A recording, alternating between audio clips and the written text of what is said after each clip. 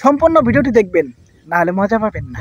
অবশ্যই হচ্ছে মডেল হতে হলে আপনার সাহস, নিজের যোগ্যতা, কোয়ালিটি, তারপরে দেন প্রথমত হচ্ছে কারো কথা কেয়ার করা যাবে না। I don't care.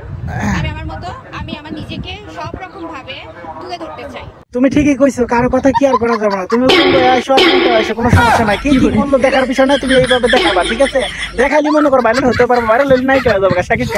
শাকিব খানের এত বড় নায়িকা হতে চাই না, হিরো আলমের নায়িকা হতে পারবা।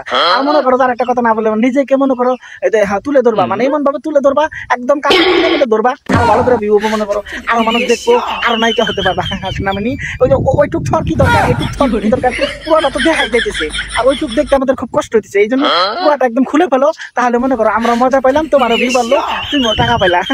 তুমি ভাইরাল হয়ে গেলা, কত মজা দেখছাও। আর আমার কথা আবার যুক্তি আছে, বুঝছো? তুমি খুলে দিলে মনে করো যে আমরা দেখতে পারলাম, মজা পাইলাম, তুমি মনে করো যে ভিউ পাইলে মনে করো টাকা ইনকাম করতে পারলাম, বাহ তোমার লাভ। তুমি আবার যে মনে করো ভাইরাল হয়ে গেল, সুপারস্টার শাকিব খানের হাতে ছবি করে আনলাম, তোমার যে চেহারা না, তুমি যে নায়িকা ওভার চাও, তোমার কোন গুণটা আছে দেখো? তুমি শুধু ওই যে ডাব দুটা দেখাইতে পারবা, তাছাড়া কিছু করতে পারবা না। আর কি কোনো কিছু করতে পারবা? জীবনেও না। আর কিছু যদি না করতে পারো, তাহলে তাড়াতাড়ি খুলে এলাও, আর দেরি করে না, খুললেই মনে করো নায়িকা হতে পারবা। হ্যাঁ, সুপারস্টার শাকিব খানের হাতে ছবি করবা গো। খেলো।